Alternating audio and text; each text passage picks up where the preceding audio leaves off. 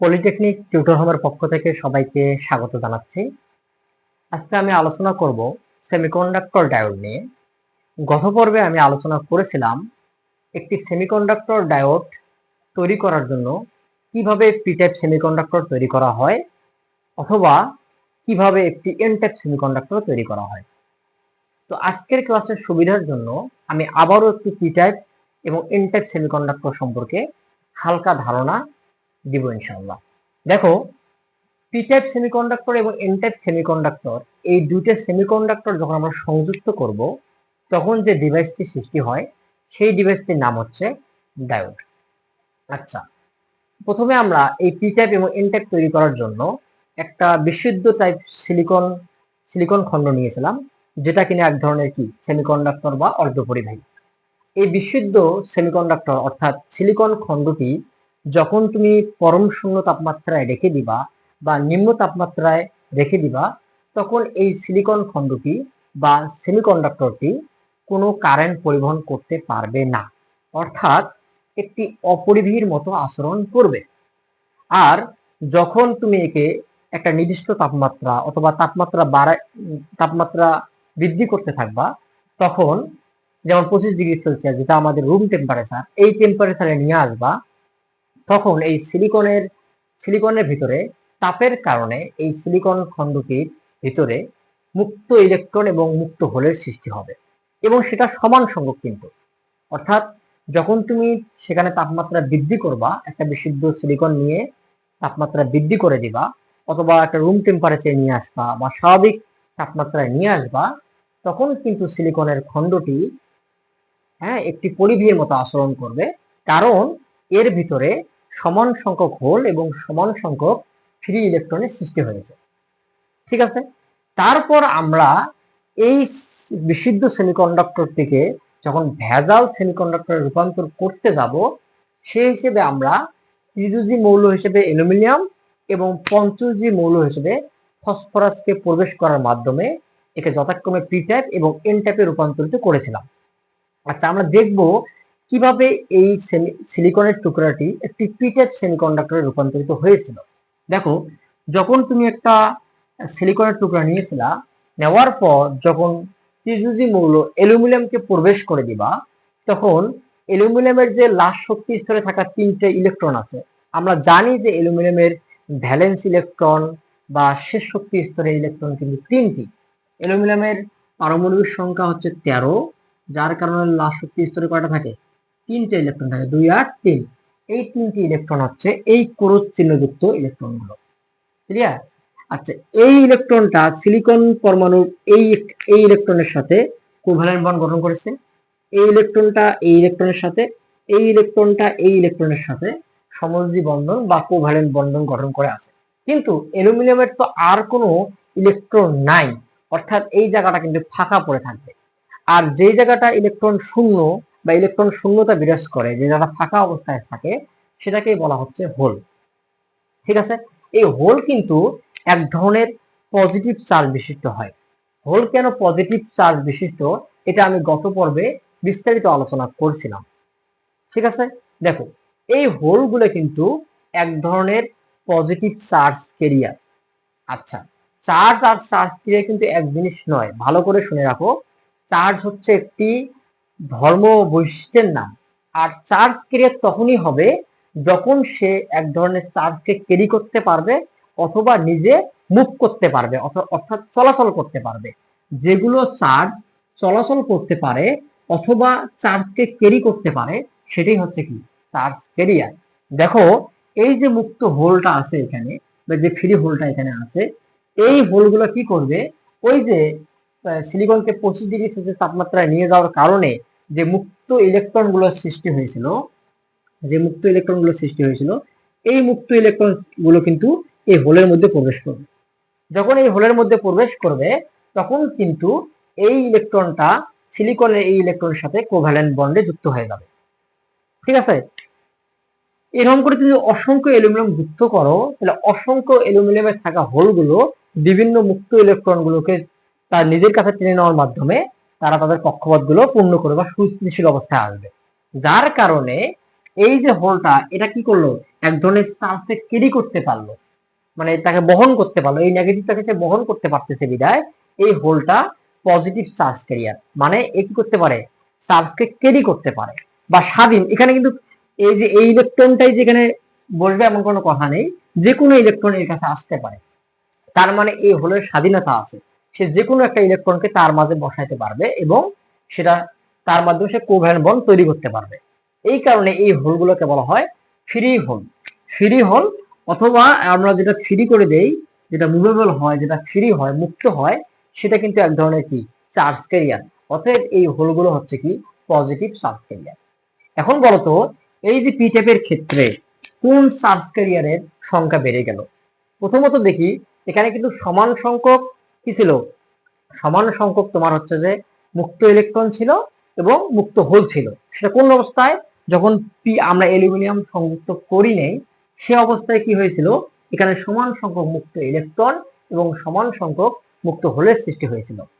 তারপর যখন আমি এই অ্যালুমিনিয়ামকে প্রবেশ করে দিয়েছি, এই অ্যালুমিনিয়ামে থাকা হোলগুলো কিন্তু ওই মুক্ত ইলেকট্রনগুলোকে গ্রহণ করার মাধ্যমে অ্যালুমিনিয়াম নেগেটিভ আয়নে পরিণত হয় এবং তার হোলগুলো কি হয়ে যায়, হোলগুলো এক ধরনের চার্জ ক্যারিয়ারে রূপান্তর হয়, অর্থাৎ সে নেগেটিভ চার্জকে বহন করতে পারত। ক্লিয়ার? তাহলে দেখো, এখন বলতো, এখন কোন চার্জ ক্যারিয়ার সংখ্যা কত হয়ে গেল? প্রথমত যদি আমরা হিসেব করি যে আমরা এখানে 2 কোটি হোল ছিল এবং 2 কোটি ফ্রি মুক্ত ইলেকট্রন ছিল, দুইটাই কিন্তু আমাদের কি চার্জ ক্যারিয়ার। প্রথমত 2 কোটি ছিল আমার কি, 2 কোটি ছিল আমার ফ্রি ইলেকট্রন, আবার 2 কোটি ছিল আমার কি হোল, যেটা কিন্তু আমরা অ্যালুমিনিয়ামকে সংযুক্ত করার আগে পেয়েছিলাম। যখন তুমি সংযুক্ত করলা, তখন কিন্তু এই ইলেকট্রন প্রবেশ করার মাধ্যমে নেগেটিভ আয়ন, এই যে অ্যালুমিনিয়াম নেগেটিভ আয়ন, ধরো আমি 1 কোটি যদি অ্যালুমিনিয়ামকে নেই, তাহলে আমি পেলাম কি, ইলেকট্রন পেলাম কত, 1 কোটি। আর আর এই হোল পাবো কত, বর্ত অবশ্যই 1 কোটি থাকবে, তাহলে 1 কোটি হোল আর এই জায়গার হচ্ছে 2 কোটি হোল, মোট হচ্ছে 3 কোটি হোল পাইলাম। আর এখানে নেগেটিভ কয়টা আছে, এই যে 2 কোটি, এই যে 1 কোটি, 3 কোটি, 3 কোটি 3 কোটি ইকুয়াল। সো এটা একটা নিরপেক্ষ ভূমিকা থাকবে। কিন্তু এখন তুমি চার্জ ক্যারিয়ার হিসাব করো, এই যে 2 কোটি ইলেকট্রন একটা চার্জ ক্যারিয়ার, বাট এই ইলেকট্রনটা কিন্তু কোনো ধরনের চার্জ ক্যারিয়ার নয়। বিধায় আমরা এখানে নেগেটিভ চার্জ ক্যারিয়ার পাচ্ছি 2 কোটি, কিন্তু পজিটিভ চার্জ ক্যারিয়ার কত? দেখো, এই 2 কোটি হোল যেটা একটা ধরনের চার্জ ক্যারিয়ার ছিল, এই চার্জ ক্যারিয়ার, আর এখন নতুন করে পেলাম কত, 1 কোটি চার্জ ক্যারিয়ার। এই তো মোটামুটি হচ্ছে 3 কোটি পজিটিভ চার্জ ক্যারিয়ার। যেহেতু এই জায়গাটায় আমরা পজিটিভ চার্জ ক্যারিয়ার বেশি পাইছিলাম, সেহেতু এই সিলিকন খণ্ডটি অ্যালুমিনিয়াম প্রবেশ করার কারণে এটা এক ধরনের পি টাইপ বা পজিটিভ টাইপ সেমিকন্ডাক্টর। ক্লিয়ার? এবার দেখবো নেগেটিভ টাইপ সেমিকন্ডাক্টর কিভাবে তৈরি হয়েছে। দেখো, এখানে আমরা নেগেটিভ টাইপ সেমিকন্ডাক্টর তৈরি করার জন্য ফসফরাসকে নিয়ে এসেছি। ফসফরাসের কিন্তু লাস্ট শক্তি স্তরে 5টা ইলেকট্রন থাকে, কারণ আমরা জানি যে ফসফরাসের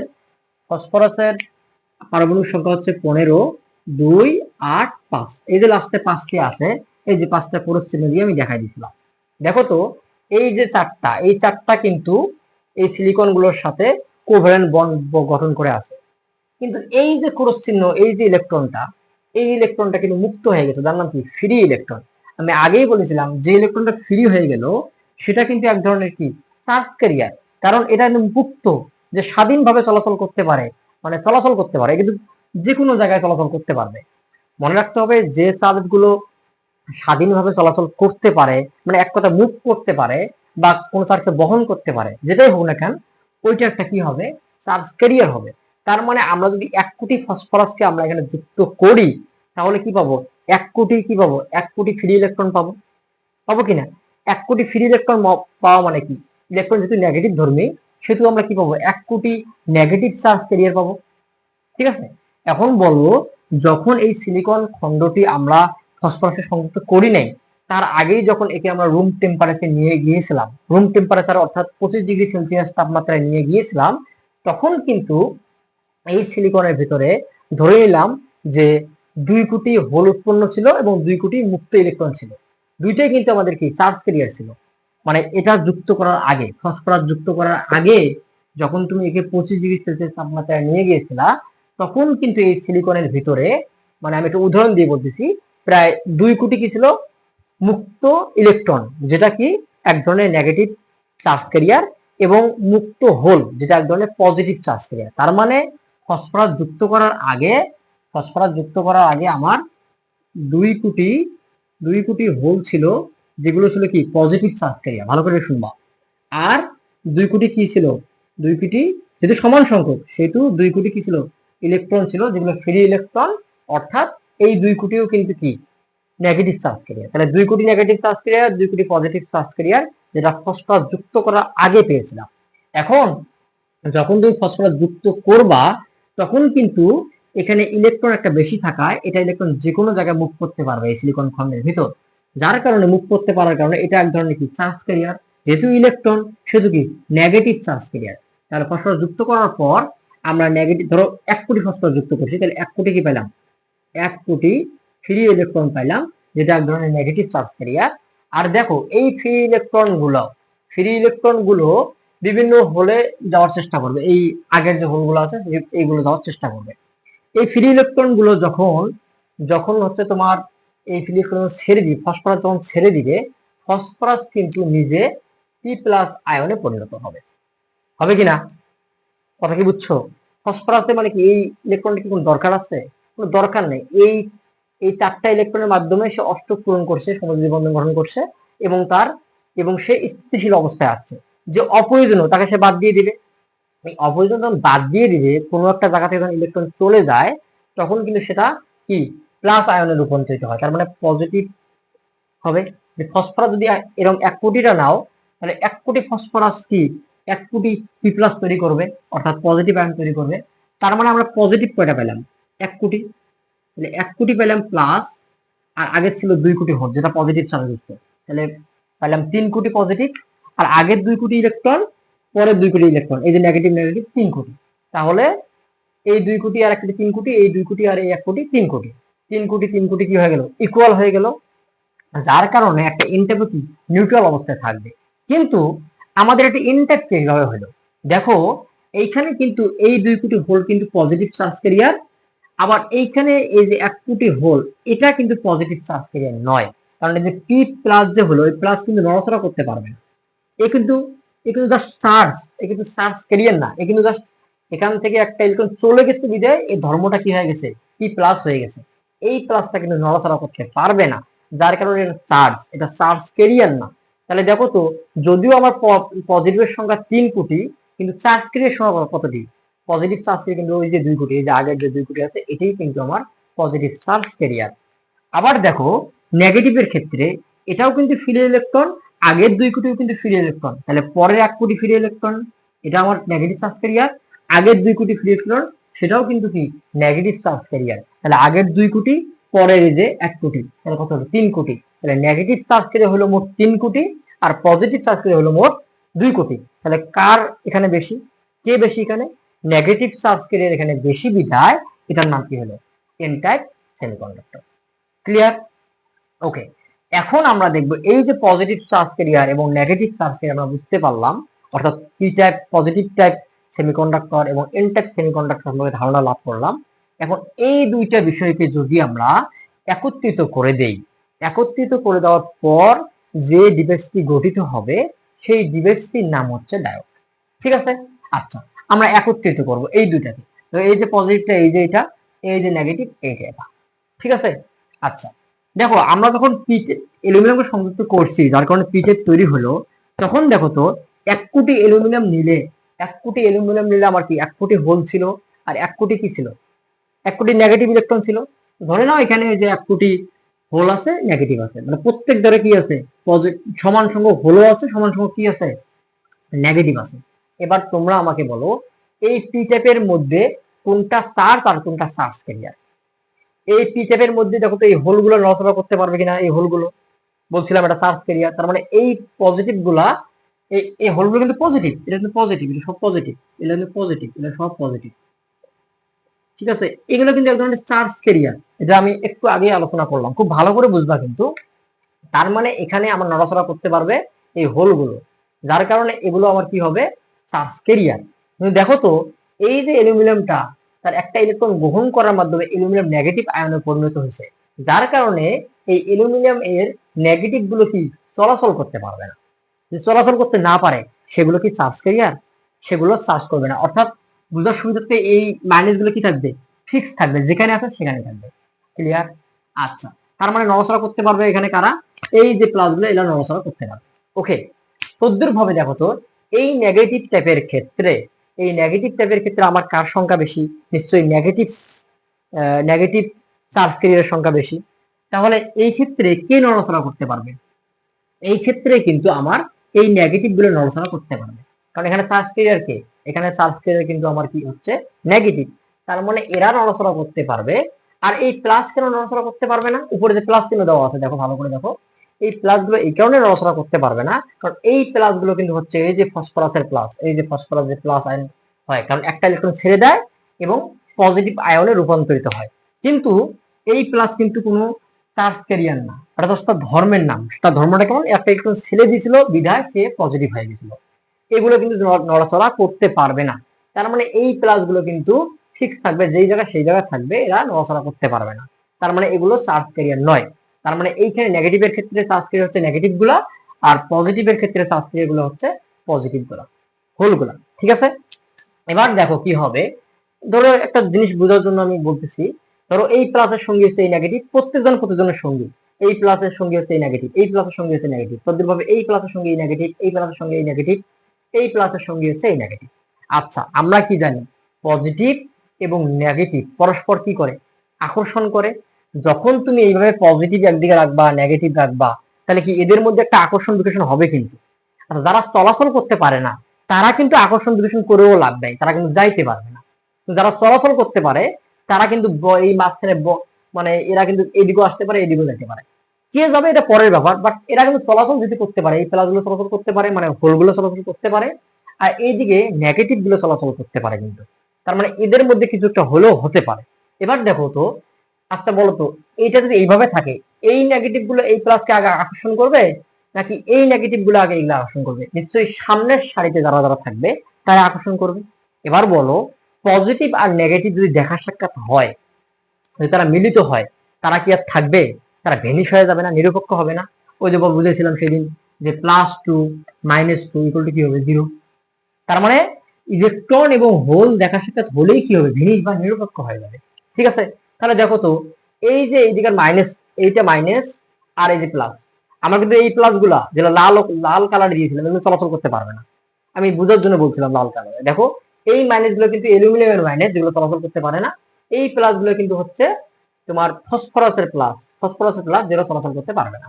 তার মানে চলাচল করতে পারবে এই মাইনাস গুলো আর এই প্লাস গুলো, মানে গোলের ভিতরে যেগুলো আছে এগুলো চলাচল করতে পারবে। তাহলে দেখো, এই এই নেগেটিভটা এই পজিশনে মিলিত হয়ে যাবে, পরে এই দুটো কি হয়ে যাবে, ভিনিশ হয়ে যাবে কিনা, এই দুটো আছে, এই দুটো কিন্তু আর নাই। আবার এই নেগেটিভ এই পজিটিভ মিলিত হলে কি এই দুটো কি থাকবে, এই দুটো থাকবে না। আবার এই পজিটিভ এই নেগেটিভটা এই পজিটিভটা আকর্ষণ করার মাধ্যমে এই দুটো কিন্তু ভিনিশ হয়ে যাবে। ভিনিশ হয়ে যাওয়ার পর দেখো তো, এই প্লাসের সঙ্গীগুলো হারায় গেছে না, এই মাইনাসের যে সঙ্গী হারায় গেছে কিনা। আচ্ছা, কেউ যদি কারো সঙ্গী হারিয়ে ফেলে, তারা কি বঞ্চিত কিনা? বঞ্চিত না। এখন সঙ্গী হারায় ফেলছে, তারা এরা প্রতিবাদ করবে কিনা? এরা কি বারবার যাবে যে আরো কারো সঙ্গে হারাক? এরা কি যাবে আর কারো সঙ্গে হারাক? সঙ্গে হারাবে না কিন্তু। অর্থাৎ এই ইলেকট্রন গুলো কিন্তু এই এই এই এখানে যে আমার হোলগুলো ছিল একটু আগে, এখানে ইলেকট্রন ছিল, এখানে যে আমার হোলগুলো ছিল, হ্যাঁ, এখানে যে ইলেকট্রন গুলো ছিল সেগুলো কিন্তু এই হোলের মধ্যে ঢুকে পড়ছে। অর্থাৎ এগুলো কিন্তু ভিনিশ হয়ে গেছে, যার কারণে এই দুই পক্ষ এখন কি বঞ্চিত হয়ে গেছে, তার সঙ্গী ছাড়া হয়ে গেছে, সঙ্গী হারা হয়ে গেছে। এই বঞ্চিতরা কি করবে, এখন প্রতিবাদ সভা রাখবে। এরা কিন্তু বারবার এরা কিন্তু আর কাউকে নিতে দিবে না। দেখো এই নেগেটিভ গুলো চলাচল করতে পারে, ধরো এর পজিটিভের কাছে আসলো, আকর্ষিত হয়ে আসলো, যেহেতু নেগেটিভ আকর্ষিত করে। কিন্তু এখানে কি আছে, নেগেটিভ, এর চাইলেও কি এই পজিটিভ সাথে ইয়ে করতে পারবে, একে নিয়ে ভিনিশ করতে পারবে? তখন তুমি বলতে পারো স্যার এই পজিটিভ গুলো ভিনিশ করবে, কিন্তু কথা হচ্ছে এই পজিটিভ গুলো কোন পজিটিভের, এই পজিটিভ গুলো তো এই যে পজিটিভ আয়ন, এটা তো আমার কখনো নড়াচড়া করতে পারবে না, তাই একে নিয়ে তো কারো লাভ নাই। এ নিতে যাবে এদিকে পজিটিভকে, কিন্তু পাবে কি নিতে? কেন পাবে না? কারণ এটাও নেগেটিভ, এইগুলো হচ্ছে নেগেটিভ, এই নেগেটিভ কি বিকর্ষণ করে। তার মানে একে এখানে যে চলাচল করবে, এখানে যে আসবে, ধাক্কা দিয়ে আবার দিয়ে দিবে যে না, আমার এদিকে আমার যা হয়েছে আর আমি কোনো সঙ্গীকে নিতে দিব না, তুই ফিরে যা। তাহলে এটাও যেতে পারবে না, এটাও যেতে পারবে না। তার মানে এই বঞ্চিতরা প্রতিবাদ সভা ডেকে কি করবে, একটা এলাকা তৈরি করবে।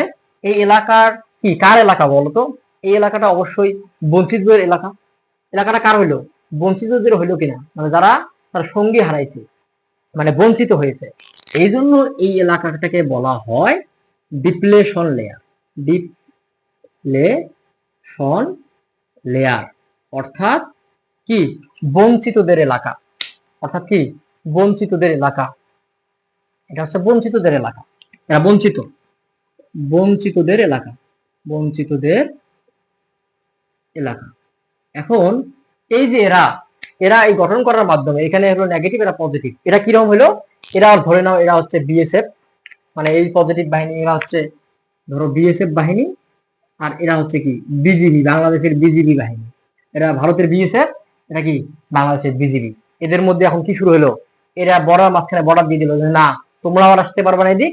এরা এরা বিএসএফ বললো কি, তোমরা আর এদিকে আসতে পারবে না। তাহলে এদিকে বিজিবি বসে আছে, এদিকে বিএসএফ বসে আছে, এরা আর এদিকে যাইতে দিবে না।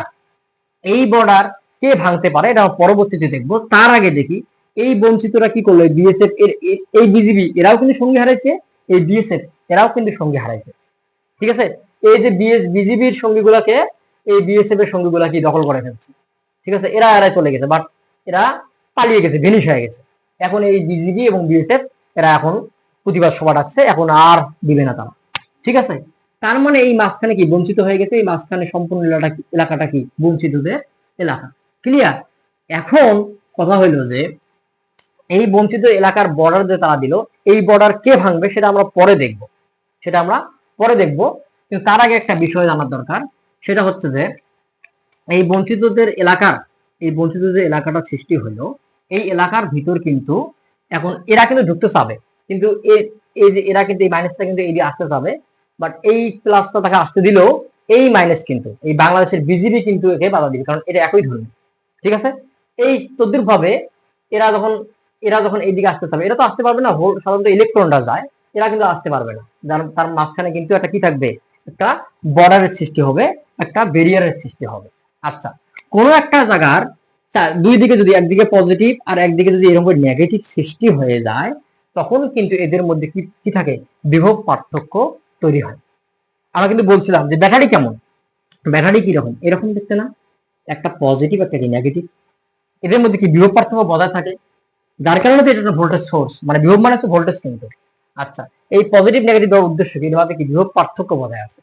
তো এটা যখন এরকম পাশাপাশি থাকে পজিটিভ নেগেটিভ, এরা কিন্তু একটা কি ইন্টারনালি, মানে অভ্যন্তরীণ একটা কি একটা ব্যারিয়ার গঠন করবে, যেটাকে বলা হচ্ছে, এই যে এখানকার মধ্যে যে বিভব পার্থক্য তৈরি হবে, এই বিভব পার্থক্যের নাম হচ্ছে পটেনশিয়াল ব্যারিয়ার। Potential barrier. এই পটেনশিয়ালের ব্যারিয়ার কিন্তু সামান্য পরিমাণ ভোল্টেজ থাকবে। যদি এটা সিলিকনের তৈরি হয়, সাধারণত আমরা জানি সিলিকনের ক্ষেত্রে সেটা 0.7 ভোল্ট হয়, আর জার্মেনিয়ামের ক্ষেত্রে সেটা 0.3 ভোল্ট হয়ে থাকে। এই পটেনশিয়াল ব্যারিয়ারের যে ভোল্টেজটা সেটা হয়ে থাকে। ঠিক আছে, এখন এই বর্ডার ভাঙতে গেলে, ভাঙা মানে কি? এই 0.7 কে ভাঙা অথবা 0.3 কে ভাঙা, কথা কি বুঝতে পারছি? তার মানে এই বর্ডারের ক্ষমতা কতটুকু? 0.7 ভোল্ট, অথবা জার্মেনিয়ামে হলে 0.3 ভোল্ট। এখন এই বর্ডার কে ভাঙবে এটা দেখতে হলে তোমাকে পর্ব 3 জন্য ওয়েট করতে হবে। পর্ব 3 তে আমরা দেখবো এই বিজিবি এবং বিএসএফ এর মাঝখানের যে বর্ডার কে ভাঙবে, মানে এই বর্ডারটা কে ভাঙবে এটা দেখার জন্য পর্ব 3 জন্য, পর্ব 3 তে আমরা দেখতে পাবো। তোমরা সবাই পলিটিক্যাল টিউটর হোমে চোখ রাখো, ইনশাআল্লাহ পর্ব 3 তে আমরা দেখবো আসলে কি বর্ডার ভাঙবে নাকি বর্ডার ভাঙবে না। সেই পর্যন্ত সবাই ভালো থাকবে।